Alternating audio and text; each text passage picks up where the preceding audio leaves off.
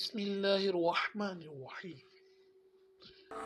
نبی اکرم صلی اللہ علیہ وسلم نے فرمایا، جس راستے پر عمر چلتے ہیں شیطان اس راستے سے ہٹ جاتا ہے۔ مسلمانوں کے دوسرے خلیفہ امیر المؤمنین سیدنا عمر بن خطاب رضی اللہ تعالی عنہ قریش کی ایک شاخ بنو عدی سے تعلق رکھتے تھے۔ عام الفیل کے 13 سال بعد مکہ مکرمہ میں پیدا ہوئے۔ والدہ کا نام حنتمہ بنت ہاشم مخزومیہ تھا۔ ان کی رنگت گوری تھی، قد لمبا تھا، شحیم آدمی تھے، دوڑتے گھوڑے پر اچک کر بیٹھ جایا کرتے تھے۔ زمانہ جاہلیت میں آغاز کے میلے میں دنگل میں کشتی بھی لڑا کرتے تھے۔ نہایت طاقتور تھے۔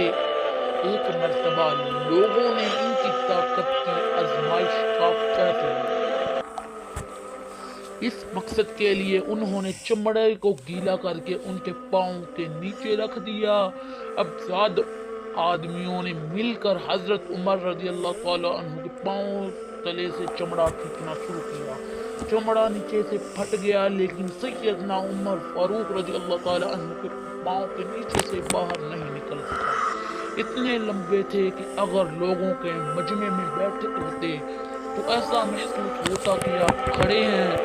اس طرح اگر لوگ سواری پر اور پیدل ہوتے تب بھی آپ سواروں سے اونچے ہی نظر آتے تھے۔ آپ انتہائی بہادر تھے۔ عرب کی نہایت سمجھدار اور ذہین لوگوں میں ان کا شمار ہوتا تھا۔ اگر کسی جگہ سفارش بھجوانی ہوتی تو انہی کو بھیجا جاتا تھا۔ قریش کی طرح وہ بھی تاجر پیشہ تھے اور شام کے علاقے میں بغیر تجارت جایا کرتے تھے۔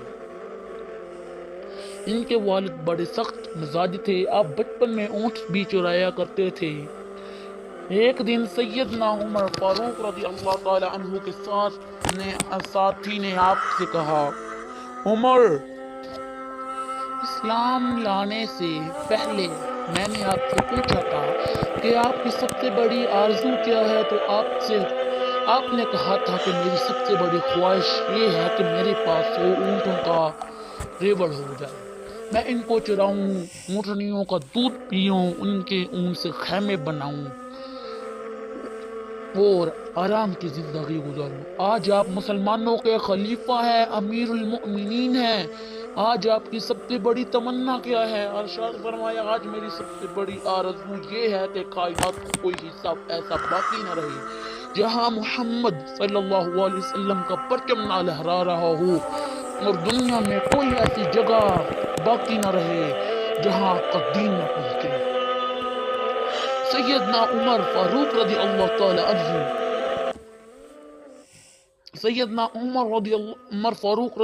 تعالی عنہ بڑے متواضع اور بہت کم ہنسنے والے تھے۔ وہ اپنی تند مزاجی اور سخت گوئی کے لیے مشہور تھے۔ سیدنا عمر رضی اللہ تعالی عنہ کی انگوٹھی پر الفاظ منتشر تھے۔ آپ کا شمار 10 مبشرہ میں ہوتا ہے۔ آپ کو متعدد موقعوں پر اللہ کے رسول صلی اللہ علیہ وسلم نے جنت کی بشارت سنائی۔ رسول اللہ صلی اللہ علیہ وسلم کا ارشاد مبارک ہے، اگر میرے بعد کوئی نبی ہوتا تو وہ عمر بن خطاب ہوتا۔